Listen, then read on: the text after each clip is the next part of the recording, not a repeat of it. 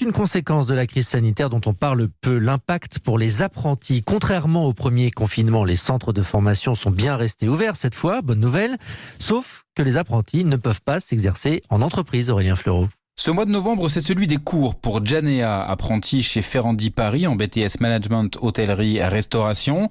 Alors des ateliers, c'est toujours mieux que lors du premier confinement, mais l'absence du travail en situation réelle est frustrante pour elle et pour ses camarades. En atelier, c'est très différent, les conditions ne sont pas du tout les mêmes parce que du coup, on est en demi-groupe.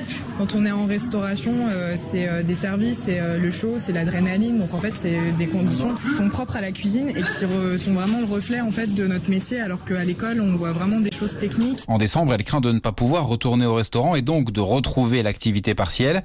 L'ouverture des centres de formation, c'est tout de même une avancée positive selon Aurélien Cadiou, président de l'Association nationale des apprentis de France. En revanche, l'accès à l'emploi va rester très compliqué. Nous, ce qui nous inquiète, c'est ces jeunes qui sont en centre de formation sans employeur. Est-ce que ça va être une année blanche pour eux? Est-ce qu'on va leur demander de quitter le CFA au bout de 6 mois ou est-ce que on va prendre des mesures qui vont leur permettre de rester toute l'année, même s'ils n'ont pas d'entreprise et ce serait de manière exceptionnelle?